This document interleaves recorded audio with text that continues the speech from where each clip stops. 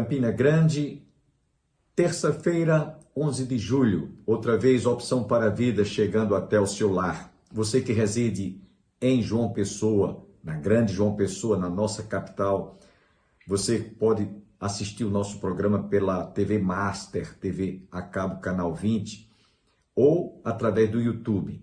E nós pedimos aos nossos amigos que divulguem o nosso programa para parentes, vizinhos, colegas de trabalho.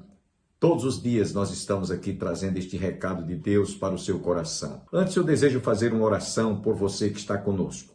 Pai, abençoe a cada internauta, cada telespectador, para que todos sejam profundamente abençoados, enriquecidos, os seus corações sejam fortalecidos através da tua palavra que será ministrada agora. Eu te peço, te agradeço tudo isto, em nome de Jesus. Amém.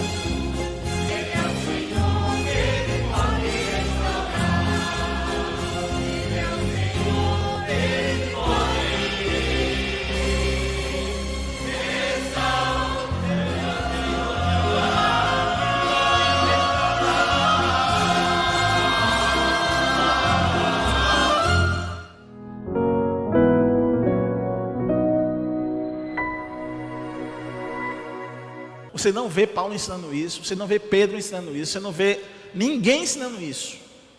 Ninguém ensina isso. Ninguém ensinou um templo, um prédio santo. Ninguém, não tem nas escrituras. Não tem. É o povo, amém? É o povo. É tanto que não existe mais o templo, para o povo não confundir uma coisa com outra. É você que é santo, é você que é templo. Deus habita em você, amém? Aleluia. Portanto, se você chegar no centro de macumba, aquele centro de macumba vai ficar santo porque você está lá. Você é santa, amém? Sim ou não, irmãos? Você vai em qualquer outro lugar, você é santo porque você chegou, porque você é santo. E não fica com medo não, que ninguém vai lhe importunar não.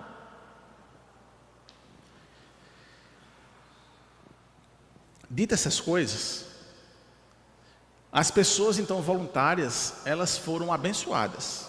Aqueles que se voluntariaram para ir para a cidade de Jerusalém, elas foram aclamadas e elas foram abençoadas.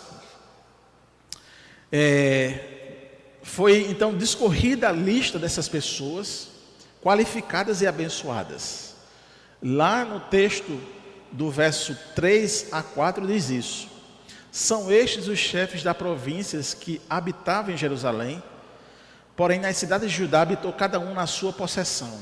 Nas suas cidades, a saber, Israel, os sacerdotes, os levitas, os servidores do templo e os filhos de servos de Salomão habitaram. Pois em Jerusalém, alguns dos filhos de Judá e dos filhos de Benjamim, dos filhos de Judá, Ataías, filho de Uzias, filho de Zacarias, filho de Amarias, filho de Cefatias, filho de Malalel e filho de Perez. Então, seguiu-se a lista daqueles que foram selecionados e abençoados e aprovados. E o povo não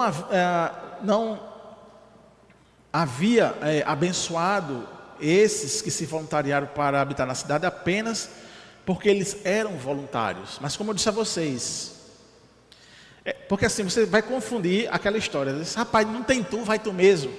Já viu essa história na igreja? Já? Eu já. Não tem tu, não tem ninguém, vai tu mesmo. Só tem tu. Aqui é mais um exemplo de que eles não escolheram qualquer pessoa para fazer a obra de Deus. Eles passaram por uma assembleia, eles passaram por um crivo. E o povo então abençoou aqueles. Houve um critério. A igreja é a mesma coisa, irmãos. Irmãos, na igreja é a mesma coisa. Tem que ter critério, irmãos. Pelo amor de Deus. Tem que ter critério. Tem que haver critério para aqueles que ministram. Meu Deus do céu. Parece que a gente está perdendo.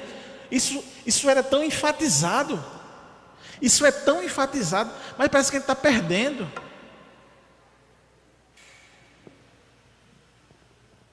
É algo para gritar mesmo, sabe? Socorre, Deus. Socorre.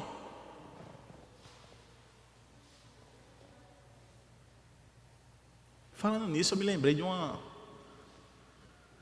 pessoa que fazia parte de uma igreja. E ela estava com muita dificuldade na igreja. E a dificuldade que ela estava tendo era porque o líder estava todo errado. E o povo saindo, ela estava sozinha, ela me contando. Ela levantou as mãos para o céu e disse: socorro, Deus. Socorre-nos. Tempo depois, a pessoa que estava trazendo dificuldade pediu para sair. E a igreja revigorou-se.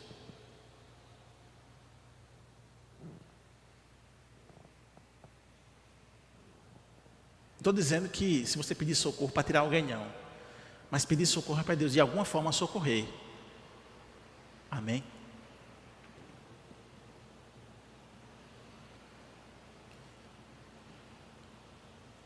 No verso 14, a gente tem: e os irmãos deles, homens valentes, 128, e superintendente deles, Zabidiel, filho de Gidolim. A cidade agora ela passa a ser alvo novamente dos estrangeiros. Então era necessário que os habitantes fossem corajosos. É necessário que esse renovo, esse povo que estava renovando, que estava indo para Jerusalém e que tinha a sua missão a fazer de proteção, de restabelecer a espiritualidade verdadeira, eles deveriam ser pessoas corajosas. Por quê? Porque o inimigo não ia relaxar, porque os ataques continuariam. Então tinha que ser gente corajosa. E além de ser corajosos, homens que não temiam e que estavam prontos para defender a cidade de Deus. Eram homens que eram preparados, treinados. E não só isso, eram homens que dispunham de excelentes líderes. E é outra coisa interessante aqui, que eu sempre aprendi desde o seminário, quando eu observava colegas pastores mais velhos, que não queriam estar sob a supervisão de outros pastores, e eu pensava que aquilo ali era um engano. E é um engodo, é um engano. Você precisa que alguém esteja sobre você, lhe tutelando. É preciso que você tenha líder. E é preciso que você respeite o seu líder. Porque isso é algo que Deus estabeleceu. E toda vez que aqueles que não quiseram então se submeter a seus líderes, o histórico é de fracasso. É de fracasso. É fracasso pessoal, é fracasso ministerial, é fracasso espiritual. O líder ele foi estabelecido justamente para isso. E é um líder imperfeito, é um líder finito, é um líder limitado, mas é um líder constituído.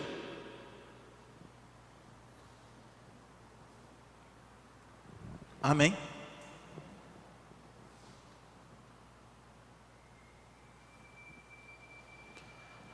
No seminário, algumas pessoas chegam para mim perguntando: como é que eu faço? Quais são os passos? Aí tem uma coisa que foi o que eu fiz e muita gente fez e deu certo. Eu uso até uma palavra simplória para dizer, né? Eu digo assim: cole no seu pastor. Porque eu era colado em Jadiel, que era o meu pastor. Jadiel ia viajar, deixava virando em casa, ou com a mãe, e ia-se embora com ele. Às vezes chegava 2 horas da manhã em casa, 1 hora da manhã. Jadiel ia fazer o Projeto Jonas, estava lá, um dos coordenadores do Projeto Jonas. Era para entregar carta, estava eu lá entrando em beco, ruela, favela, entregando carta. Era para dirigir o carro para ele, estava lá eu dirigindo o carro para ele. Tudo no mundo eu era colado. O que é que aconteceu?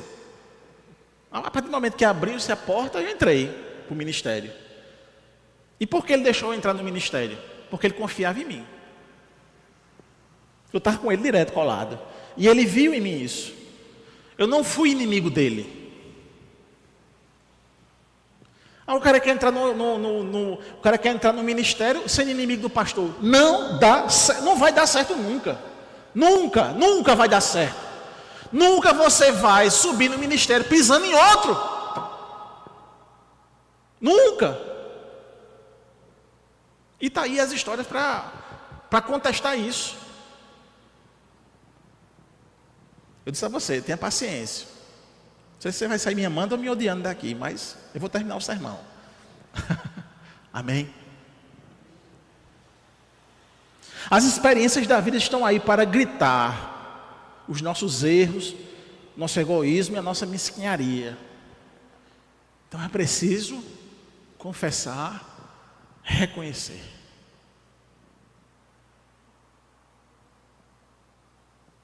É extremamente importante seguir as orientações do líder.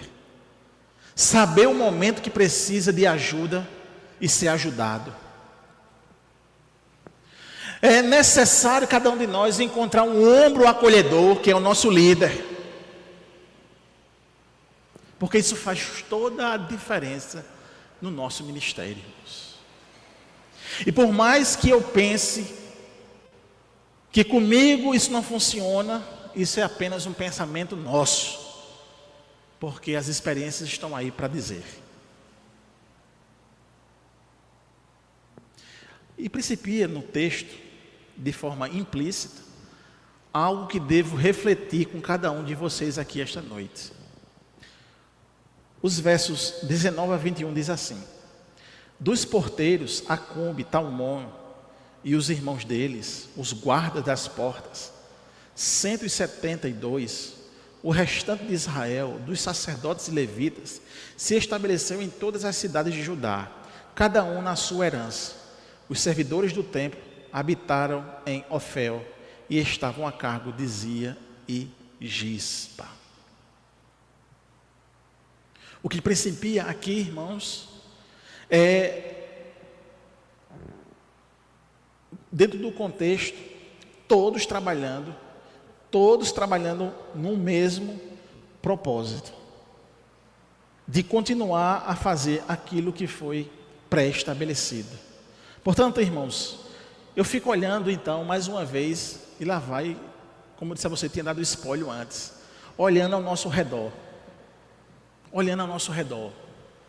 a nossa Jerusalém, o Calvário, a nossa Jerusalém, o Calvário. Amém? A nossa Jerusalém, assim como a Jerusalém naquele momento, está precisando de gente. Amém? Não, tá não, pastor, tá. Olha aqui, ó, um monte de banco vazio. Aqui. A nossa Jerusalém está precisando de gente. A nossa Jerusalém está precisando de gente. Por mais que você diga que não, e por mais que você seja um membro antigo do Calvário, mas o meu olho está dizendo que sim. E espero que o seu também.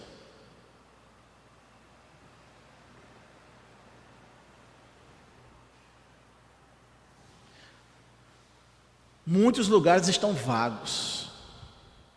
Muitos postos estão sem ninguém.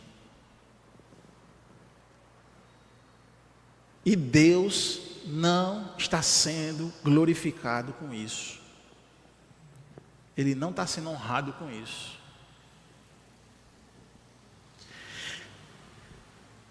Nós precisamos agir. Nós precisamos agir.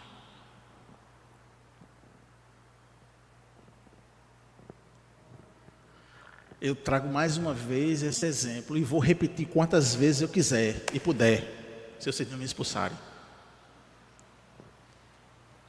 A igreja perseguida, ela discute se no próximo culto eles vão ser mortos ou não. Aqui a gente discute uma lâmpada ligada ou desligada. Aqui a gente discute se bota ou não um carpete. Aqui a gente discute a cor da parede. E tem gente que fica com ódio e deixa de vir para a igreja, e deixa de trabalhar, e deixa por causa disso. Na igreja perseguida, hoje, irmão, não é a igreja do passado, nada de hoje, é de agora. Samir, lá na Malásia, um dos países que tem mais perseguição, ele me disse a situação difícil. Ele passou 10 anos na China, no interior da China. Hoje você vê no stream, no podcast, irmãos que tiveram contato com pessoas. O pastor Bosco compartilhou nas redes sociais o irmão que foi morto na África. Ele era um cara dinâmico, ele foi assassinado. E você está discutindo uma lâmpada se apaga ou se acende, meu irmão. Você está discutindo uma cor de parede, meu irmão. Enquanto isso, as cadeiras estão vazias, os bancos estão vazios. Eu estou esquentando a minha cabeça, perdendo meu sono por coisas que não faz sentido, não faz. E eu sei que é a acomodação da igreja brasileira, porque a gente não tem perseguição, a gente está bem, homem. A gente está bem. Mas pela ausência de um problema maior, significativo, a gente se apega a isso. Se apega ao cabelo do pastor, se apega à roupa do pastor. Se o pastor está ou não de bermuda. Porque se ele tiver de bermuda, ele está desrespeitando alguém. Isso não faz sentido, irmão, discutir isso. Não faz sentido.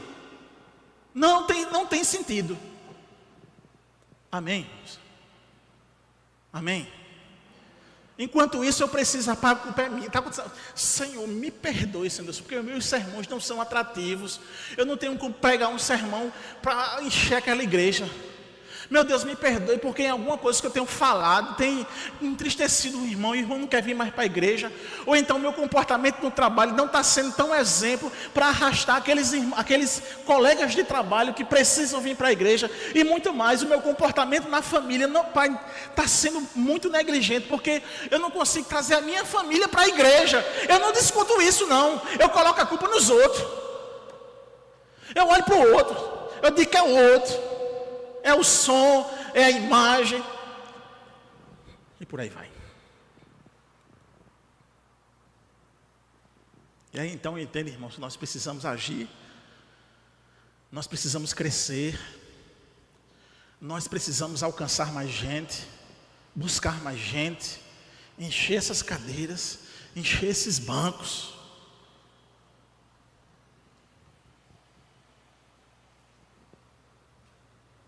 Nós precisamos fazer isso. E lutar, e aí principalmente eu, lutar contra a minha vaidade e a minha soberba, em pensar que isso aconteceu depois que eu cheguei aqui. Porque é fácil, as pessoas chegam para dizer isso. Eita, pastor, o sermão hoje foi bom. Eita, pastor, você tem que brigar com você mesmo, para não se envaidecer. Porque se o pastor Bosco sair daqui, pronto, acaba-se a igreja. É esse o pensamento? É isso mesmo?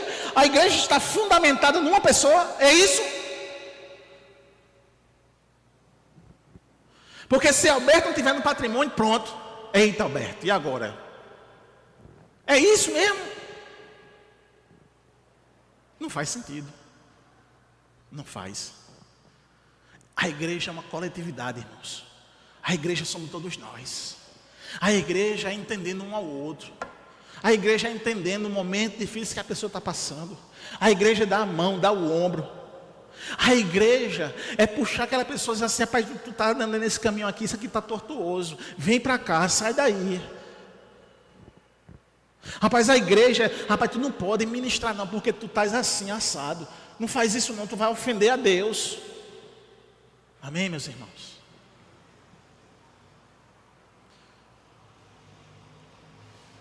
Se nós queremos uma igreja cheia, vibrante, funcional, é necessário que parta de cada um de nós o senso de responsabilidade.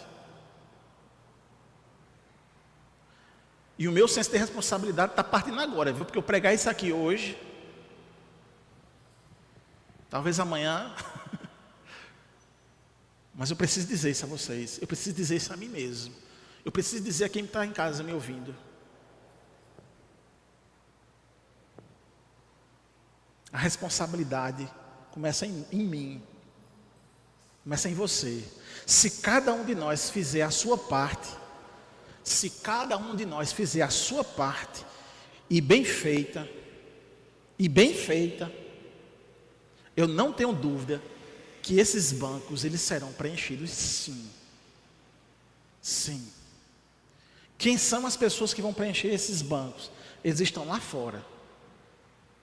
Ou passando nos carros aqui na frente, ou vizinho dessa igreja, ou de outros bairros. Eles estão lá. Eles têm nome, eles têm CPF. Mas eles precisam encontrar uma igreja santa, pura, responsável, temente ao Senhor, que ame ao Senhor de verdade, que discuta coisas que são coisas para serem discutidas, que estabeleçam padrões de santidade. Elas precisam encontrar, irmãos, um lugar de adoração. Elas precisam encontrar ministros que adorem a Deus. Elas precisam encontrar, de fato, um lugar que Deus seja honrado, glorificado, exaltado. Elas precisam encontrar um lugar de espiritualidade, porque a estrutura do Calvário nós já temos. A gente já tem a estrutura toda, bacana, mas está precisando, eles estão precisando encontrar em nós verdadeiros adoradores.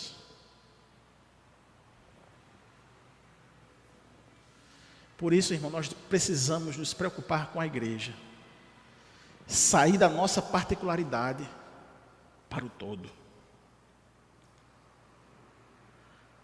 a começar de mim como liderança. Eu preciso ser espelho, eu preciso ser exemplo, eu preciso ser referência. E não para que eu chegue nos lugares e Caléu e Cecília tenham que estar dizendo alguma coisa para inflamar a minha vaidade. Não é isso. Eu preciso ser isso para salvar a vida deles. Eu preciso ser isso para salvar os que estão ao meu redor. E para que isso seja eficaz,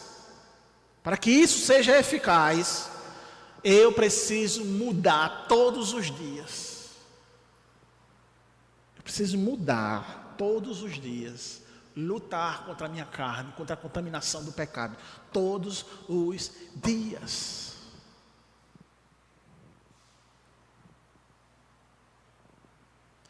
Então preste atenção, meus irmãos. Se uma coisa que nunca foi feita na igreja, uma ideia, uma forma nova de ser implantada, isso não significa que não deve ser aceita, irmãos. O que não deve ser aceito na igreja é pecado. O que não deve ser aceito na igreja é qualquer coisa que desonre a Deus.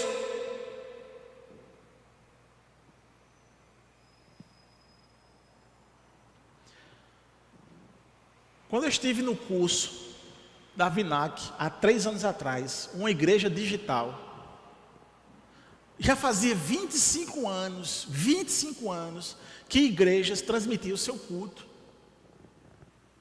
Mas sabe por que as nossas igrejas não transmitiam o culto? Porque tinha gente que não gosto que transmita o culto.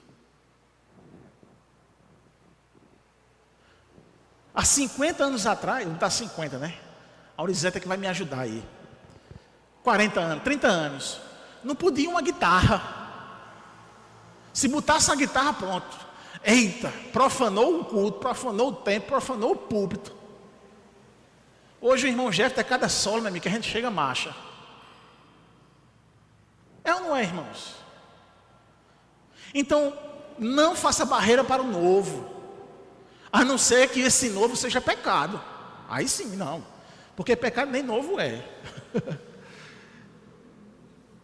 Nem novo é. O critério é, se ofende a Deus, se é pecado, não bota. O critério é esse. Mas se for para quebrar um paradigma, para quebrar uma tradição, aí a gente está perdendo o nosso emocional por isso. Eu vou finalizar, irmãos. Diga amém, graças a Deus. Eu vou finalizar. E eu finalizo aqui dizendo algo que é muito precioso, especial e respeitoso. Para ver um povoamento dos bancos vazios, os líderes então precisam ser exemplos. A igreja, ela clama por isso. E para isso, preciso apontar os meus erros para corrigi-los.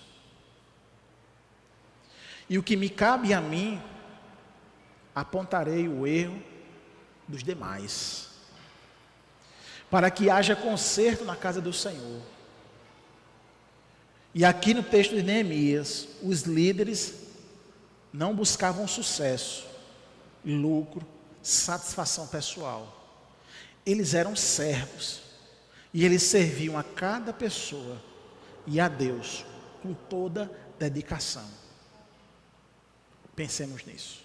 Olá, meus irmãos, a graça e a paz do Senhor. Aqui o pastor Jackson do Campo Missionário do México. Estou aqui querendo saudar todos de Opção para a Vida, né? Esse programa abençoado que tem enriquecido a nossa vida espiritualmente. Vamos orar, meus irmãos. Temos muitas necessidades, né, para orar. Pai, no nome de Jesus, eu oro nesse momento, Senhor, por esse programa, Opção para a Vida, Senhor. Eu oro a Ti, Pai, em nome de Jesus, que Tu possa estar abençoando, Senhor, essa igreja amada também, a igreja, Senhor, do Calvário. Derrama Tua graça, Tua proteção, Senhor, sobre a vida de cada um dos meus irmãos que estão aí no Brasil. Oro, Senhor, pela obra missionária. Levanta, Senhor, a cada dia homens tementes a Ti, Senhor, missionários, homens e mulheres de Deus, cheios do Espírito Santo para fazer a Tua obra. Abençoe, Senhor, essa obra de uma maneira abundante e especial. Em nome de Jesus, amém. Só temos que agradecer a você, internauta, telespectador da TV Master, TV a cabo Canal 20,